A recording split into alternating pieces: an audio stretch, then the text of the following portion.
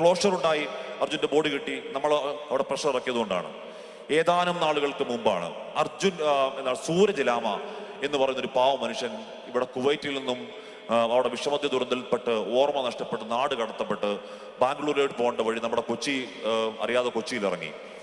നെടുമ്പാശ്ശേരി വിമാനത്താവളത്തിൽ ഓർമ്മക്കുറവാണ് എന്നറിഞ്ഞിട്ടും അദ്ദേഹത്തെ വിമാനത്താവളത്തിൽ നിന്ന് പുറത്തേക്ക് ഇറക്കി വിട്ടു. അവിടുന്ന് ആരോ ഏതോ വണ്ടി കയറ്റി വിട്ടി പാവം പിടിച്ചവൻ അവിടെ കിടന്ന് കറങ്ങി. ആരോ ഈ പറയുന്ന കളമശ്ശേരി മെഡിക്കൽ കോളേജിലേക്ക് മാറ്റി.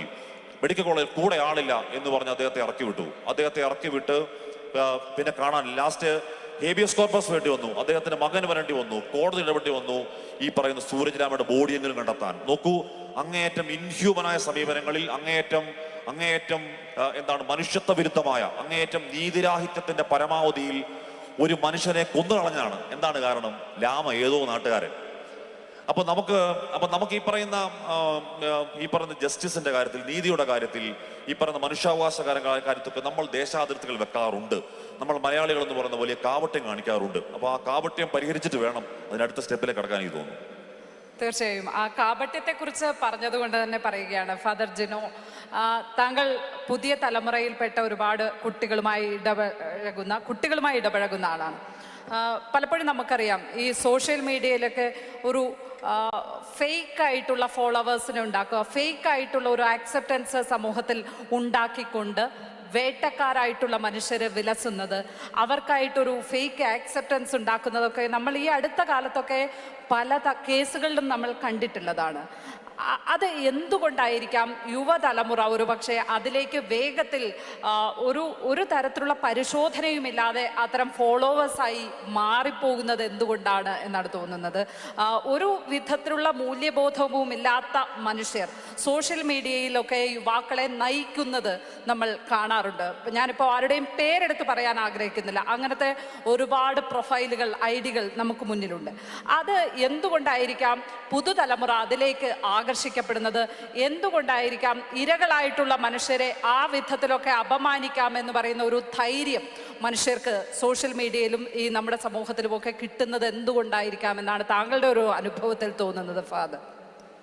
ലക്ഷ്മി, ഞാൻ ഹാഷിസ് സർ പറഞ്ഞതിൻ്റെ ബാക്കിയായിട്ട് തുടരാനായിട്ടാണ് താല്പര്യപ്പെടുക. അതായത് ഈ ഒരു കാലഘട്ടത്തിൽ വ്യത്യസ്തങ്ങളായ കാഴ്ചപ്പാടുകളെ ഭംഗിയായിട്ട് തലമുറകളിലേക്ക് എത്തിക്കാനുള്ള ഒരു ഉത്തരവാദിത്വം ഏറ്റവും മുമ്പിൽ നിന്ന് നയിക്കുന്ന മാധ്യമങ്ങളാണ്. സാർ പറഞ്ഞതുപോലെ തന്നെ മധുവിൻ്റെ കാര്യമാണെങ്കിലും അങ്ങനെയുള്ള മേഖലകളിലൊക്കെ കുറച്ച് അനക്കം മാധ്യമ മേഖലകൾ മുൻപോട്ട് കൊണ്ടുവച്ചെങ്കിലും ഗ്രാജുവലി അത് പയ്യെ മാറ്റിവെച്ച് പുതിയ കാര്യങ്ങളിലേക്ക് വാർത്തകളുടെ ഗൗരവത്തെ ട്വിസ്റ്റ് ചെയ്യാൻ മാധ്യമങ്ങൾക്ക് താല്പര്യമുണ്ട്. ഞാനൊരു മാധ്യമത്തിൻ്റെ അവതാരകൻ എന്നതിനപ്പുറത്ത് ഒരു പത്രമാധ്യമത്തിൽ വർക്ക് ചെയ്യുന്നയാളാണ്. ഒരു മാധ്യമം മുൻപോട്ട് പോകണമെങ്കിൽ അതിന് കൃത്യമായ ചില കാര്യങ്ങൾ മുൻപോട്ട് പോകേണ്ടതുണ്ട്. എന്നും സാധാരണക്കാരുടെ നീതിക്ക് വേണ്ടി സംസാരിച്ചു കൊണ്ടിരുന്നാൽ ഈ മാധ്യമം മുമ്പോട്ട് പോകത്തില്ല. മാധ്യമത്തിൽ ജോലി ചെയ്യുന്നവർക്ക് ശമ്പളം കൊടുക്കാൻ പറ്റില്ല എന്ന് തിരിച്ചറിവുള്ള മാധ്യമ മേധാവികൾ കൃത്യമായ ചില അജണ്ടകൾ കൃത്യമായി പ്ലേസ് ചെയ്യുന്നുണ്ട്. ആ പ്ലേസ് ചെയ്യപ്പെടുന്ന അജണ്ടകളിലൂടെ വ്യക്തമായും ശക്തമായും വ്യത്യസ്തങ്ങളായ കാഴ്ചപ്പാടുകൾ ആളുകളിലേക്ക് വിടുന്നു.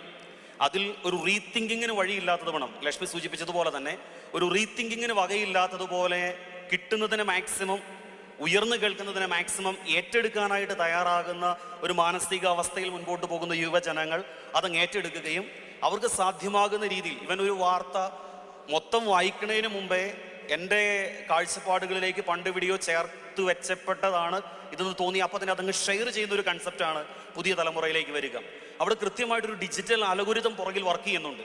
അതായത് നിന്റെ കാഴ്ചപ്പാടുകളിലേക്കും നിന്റെ ചിന്താഗതികളിലേക്കും ഈ ആശയങ്ങൾ തന്നെ വന്നു കയറണമെന്ന രീതിയിൽ കൃത്യമായ ഒരു അലഗോരിതത്തെ യൂസ് ചെയ്തുകൊണ്ട് ബാക്ക് എൻഡിൽ വർക്ക് ചെയ്യുന്നുണ്ട്. ഇത് മാധ്യമങ്ങളിലാണെങ്കിലും അങ്ങനെ തന്നെ. ഇപ്പം നീതിയെക്കുറിച്ച് സംസാരിക്കുമ്പോഴും അങ്ങനെ തന്നെയാണ്. ഒരു നീതി എന്ന് പറയുന്നത് ഒരു ലോ എഴുതി വെച്ച് അതിലൊരു വിധി വരുന്ന ഒരു മൊമെന്റിലല്ല നീതി നടക്കുന്നത്. മറിച്ച് ആ എഴുതി വെച്ചതിൽ നീതി ഉണ്ടാകണം. അതോടൊപ്പം തന്നെ അവന് ജീവിക്കാൻ അനുകൂലമായ സാഹചര്യം അവിടെ ഉണ്ടാവുക എന്നുള്ളതും അവന് വേണ്ട നീതി തന്നെയാണ്. അപ്പോൾ ആ നീതിയിൽ വലിയൊരു മാനിപ്പുലേഷൻ നടക്കുന്നുണ്ട്. കാരണം നമ്മൾ ചില കാര്യങ്ങൾ ചിന്തിക്കുകയാണ്, ഇതിനെ സെൻസിറ്റീവായിട്ട് കയറ്റിവിട്ടാൽ സ്വാഭാവികമായിട്ടും ഒരു തലമുറ അല്ലെങ്കിൽ ഒരു കാലഘട്ടം അല്ലെങ്കിൽ ഒരു ജനം മുഴുവൻ അങ്ങനെ വിശ്വസിക്കും. അപ്പോൾ അതിൽ തന്നെ ചിന്തകളെ ഉടക്കി നിർത്തിയതിന് ശേഷം അതിൽ നിന്ന് ബാക്ക് എൻഡിലേക്ക് വരുമാനത്തെ കൊണ്ടുവരുന്ന ഒരു മാധ്യമധർമ്മം ഇവിടെയുണ്ട്. സാർ ആദ്യം സൂചിപ്പിച്ചതുപോലെ ചില കാര്യങ്ങൾ നടക്കുന്നത് പവറിൽ തന്നെയാണ്, മണി പവറിൽ തന്നെയാണ് നടക്കുന്നത്.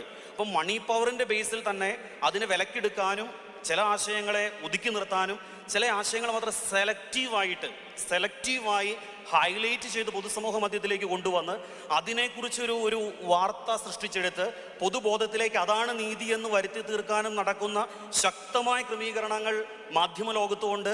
അതിൻ്റെ ഇമ്പാക്റ്റ് നീതിയുടെ ലോകത്തുമുണ്ട്. അപ്പോൾ അങ്ങനെ ഒരു സാഹചര്യം വന്നു കഴിയുമ്പോൾ അതിനെ സ്വാധീനിക്കുന്ന എലമെൻസ് ആണ് തീർച്ചയായിട്ടും യുവജനങ്ങളുടെ ഒരു അഡിക്ഷനിലേക്ക് അതിനെ മൂവ് ചെയ്യുക. ഇപ്പോൾ പല കാഴ്ചപ്പാടുകൾ ഒരേ സമയത്ത് സമ്മതിക്കുവാണെങ്കിൽ ഇവിടെ ഇരിക്കുന്നവരെല്ലാവരും വ്യത്യസ്ത രീതിയിൽ ചിന്തിക്കും. കാരണം എന്താ, ഹാഷ്മി സാർ ഒന്ന് പറഞ്ഞു, ജസ്റ്റിസ് സാർ ഒന്ന് പറഞ്ഞു, ഞങ്ങളിവിടെ വേറെ ആശയം ഷെയർ ചെയ്യുന്നു. അവിടെ ഒരു തിങ്കിങ്, ഒരു ഡിബേറ്റിംഗ് നടക്കുന്നുണ്ട് ഇവരുടെ എല്ലാവരുടെയും മനസാക്ഷിക്കുള്ളിലും ഇവരുടെ തലച്ചോറിനുള്ളിലും. പക്ഷെ അതിനുപോലും ഇടയില്ലാത്ത വണ്ണം ഒരേ കാഴ്ചപ്പാട് തന്നെ വളരെ പ്ലാൻഡായി ഇൻഫ്യൂസ് ചെയ്ത് നിങ്ങൾ ഇങ്ങനെ ചിന്തിച്ചാൽ മതി, ഇതാണ് ശരി എന്ന് പറയുന്ന ചുറ്റുവട്ടങ്ങൾ. ഞാൻ എക്സാമ്പിൾസ് ഒന്നും മുമ്പോട്ട് എടുക്കുന്നില്ല. അതായത് ഇപ്പോൾ ഒരു കോടതി വിധി മുൻപോട്ട് വരുമ്പോൾ പോലും ആ വിധിയുടെ പുറകെ പോകാൻ പറ്റില്ല, ഞങ്ങൾ ഓൾറെഡി വിധിച്ചു വെച്ചിട്ടുണ്ട്, ആ വിധിയിലേക്ക് വരണം ജനം, അല്ലെങ്കിൽ ആ വിധിയിലേക്ക് വരണം കോടതി വിധി എന്ന് വാദിക്കുന്ന മാധ്യമ ധർമ്മം അവിടെയുണ്ട്. ധർമ്മമല്ല, അത് മാധ്യമ നിലപാട് അതിൻ്റെ അകത്തുണ്ട്. അതർ സൈഡിൽ ഇവൻ ജഡ്ജിമാർ പോലും അവരും ഭയക്കുവാണ്. എന്താണ്, ഞങ്ങൾ ഇതിനപ്പുറത്തൊരു വിധി പറഞ്ഞാൽ ഞങ്ങൾ ഈ പൊതുസമൂഹ മധ്യത്തിൽ എന്തായി മാറും? അപ്പോൾ ഇതിന് കൃത്യമായ എക്സാമ്പിളുകൾ നമുക്ക് വേണമെങ്കിൽ എടുക്കാൻ പറ്റും. കൃത്യമായ അജണ്ട ബേസ്ഡായ മൂവ്മെൻറ്റ്സ് നമുക്ക് എടുക്കാനായിട്ട് പറ്റും. കാരണം ഇപ്പോൾ ഈ അടുത്ത കാലഘട്ടങ്ങളിൽ ഞാൻ ചുമ്മാ ഒരു ഉദാഹരണം ഇടുകയാണ്. എങ്ങനെയാണ് ഇത് സെലക്റ്റീവായിട്ട് ഒരു മീഡിയ അല്ലെങ്കിൽ പ്രൊജക്റ്റ് ചെയ്ത് നീതിയെ നിഷേധിക്കുന്നതെന്നോ അല്ലെങ്കിൽ അൺഈക്വൽ ജസ്റ്റിസ് എങ്ങനെയോ കൊടുക്കണേ എന്നുള്ള കാര്യം. കഴിഞ്ഞ 2023 40 ദിവസത്തിനുള്ളിൽ 5 ആത്മഹത്യകൾ കേരളത്തിൽ നടന്നു. 5 ആത്മഹത്യകൾ. ഒന്നാമത്തെ ആത്മഹത്യ നടക്കുന്നത് മെയ് 27 തിരുവനന്തപുരത്ത് ബാലരാമപുരത്ത് ഒരു വിഖ്യാതമായ കോളേജിലാണ് നടന്നത്. രണ്ടാമത്തെ ആത്മഹത്യ നടന്നത് ജൂൺ 7 തൊടുപുഴയിലെ വിഖ്യാതമായ ഒരു കോളേജിനോട് ചേർന്ന ഹോസ്റ്റലാണ് നടന്നത്. ദെൻ ജൂൺ 10 കാഞ്ഞിരപ്പള്ളിയിൽ വീണ്ടും വിഖ്യാതമായ ഒരു കോളേജിൽ ഒരു ആത്മഹത്യ നടന്നു. കൃത്യം ജൂൺ 17 കണ്ണൂർ ഒരു വിഖ്യാതമായ കോളേജിൽ അടുത്ത ആത്മഹത്യ നടന്നു. വീണ്ടും കൃത്യമായിട്ടൊരു 20 ദിവസം കൂടെ അങ്ങ് മാറ്റി പിടിച്ചാൽ കൊച്ചിയിലെ വിഖ്യാതമായ ഒരു കോളേജിൽ ഒരു ആത്മഹത്യ നടന്നു. പക്ഷേ ആ നടന്ന ആത്മഹത്യകളിൽ ഒരിടത്തും ഒരു സോഷ്യൽ മീഡിയ ക്യാമ്പയിൻസും കണ്ടില്ല, ഒരു കോളേജിൽ ഒഴികെ മാത്രം. ഒരു കോളേജിനെ സംബന്ധിച്ചിടത്തോളം ചാനൽ ചർച്ചകളിൽ 5-6 ദിവസം തിളങ്ങി നിന്നു. രാഷ്ട്രീയ പാർട്ടികളും രാഷ്ട്രീയ മൂവ്മെന്റ്സും ഒരിടത്തേക്ക് തന്നെ കോൺസെൻട്രേറ്റ് ചെയ്യപ്പെട്ട അവസാനം രാഷ്ട്രീയ പാർട്ടികളാണ് രക്ഷകരെന്ന രീതിയിലേക്ക് ഈ കോളേജിന് നീതി കൊടുക്കാൻ, ഈ കുട്ടിക്ക് നീതി കൊടുക്കാനുള്ള ശ്രമങ്ങൾ നടത്തുന്നത് ശ്രദ്ധയിൽപ്പെട്ടു. പക്ഷേ ഈ ഒരെണ്ണം മാത്രം ഹൈലൈറ്റ് ചെയ്യപ്പെട്ടു. പിന്നെ 5ന്റെ നേച്ചറിനെ കുറിച്ച് ഞാനൊന്ന് വ്യക്തിപരമായിട്ട് പഠിച്ചു നോക്കി. 5ന്റെയും പ്രശ്നം എന്താണെന്ന് പരിഹരിക്കാൻ ഒരു മാധ്യമങ്ങളോ ഒരു കോടതി വിധി ആവശ്യം വന്നില്ല. കാരണം അതെല്ലാം മ്യൂച്വലി സൈലൻ്റായി ജസ്റ്റിസിലേക്ക് കൊണ്ടുപോയപ്പെട്ടു എന്നാണ് പറയപ്പെടുന്നത്. എന്തെങ്കിലും ആകട്ടെ. അപ്പം ഈ കുട്ടികളുടെ ഇടയിലേക്ക് സോഷ്യൽ മീഡിയ ക്യാമ്പയിനുകളിലൂടെ ചിലത് മാത്രം പ്രൊജക്റ്റ് ചെയ്യാൻ തക്ക വിധത്തിൽ നീതി നിഷേധിക്കാനുള്ള കൃത്യമായ ശ്രമങ്ങളും കൃത്യമായ നീക്കുപോക്കുകളും നമ്മുടെ സമൂഹത്തിലുണ്ട്. അതിൻ്റെ ഒരു വിക്റ്റിമായി പുതിയ തലമുറ മാറുന്നു. അതോടൊപ്പം തന്നെ നീതി നിഷേധിക്കപ്പെട്ട ചിലർ അവിടെ നിൽക്കുന്നു. അപ്പം ഇതിൽ കൃത്യമായ ചില പ്ലാനിങ്ങുകളുണ്ട്. ആ പ്ലാനിങ്ങിൽ ഞാൻ വിശ്വസിക്കുന്നത് എല്ലാവർക്കും വളരണം. നീതി എന്ന് പറയുന്നത് എല്ലാവർക്കും തുല്യമായിട്ട് ജീവിക്കാൻ പറ്റണം. പക്ഷേ ഞങ്ങൾക്ക് വളരണമെങ്കിൽ ചിലതിനെ ഞങ്ങൾ വിറ്റാൽ മതി എന്നൊരു നിലപാട്, ചില കാര്യങ്ങൾ പ്രൊജക്റ്റ് ചെയ്ത് ഇട്ടുകൊടുത്താൽ മതി എന്നൊരു നിലപാട്, ഇതിനേക്കാളും വലിയൊരു കാര്യം കിട്ടിയ പിന്നെ ആ നീതി അവിടെ കൊടുത്തില്ലെങ്കിലും കുഴപ്പമില്ല, ഇപ്പുറത്തെ നീതിക്ക് ഞങ്ങൾ ശ്രമിച്ചാൽ മതി എന്നൊരു നിലപാട് എവിടെയൊക്കെയോ പരക്കുന്നുണ്ട്.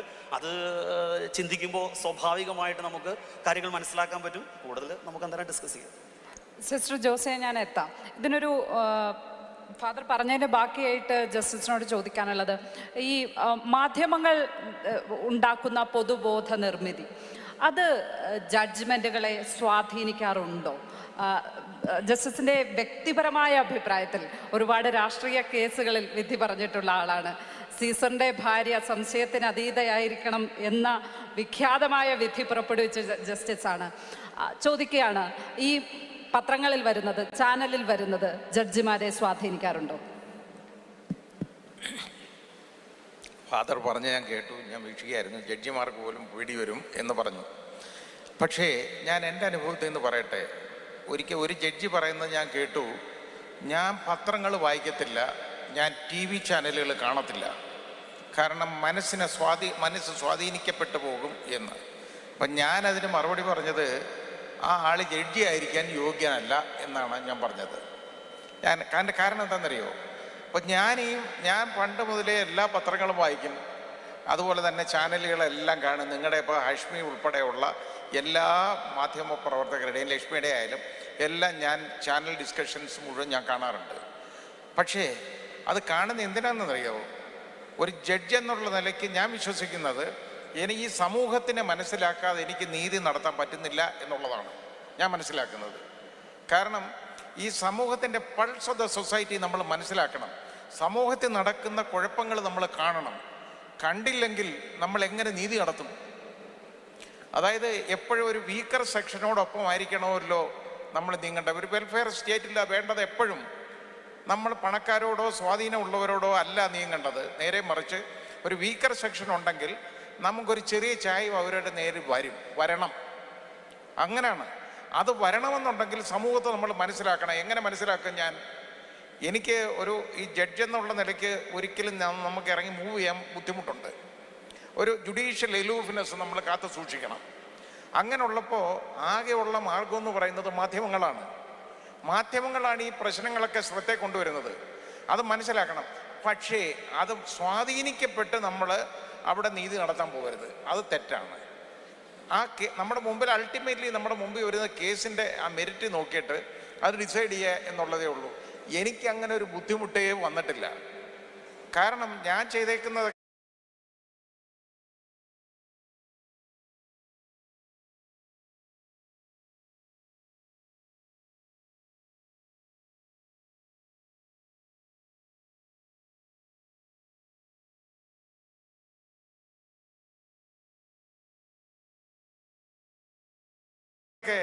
അത് മാത്രമല്ല, സമൂഹം എന്ത് ചിന്തിക്കും എന്ന് കരുതി ഒന്നും ചെയ്യാതിരിക്കത്തില്ല.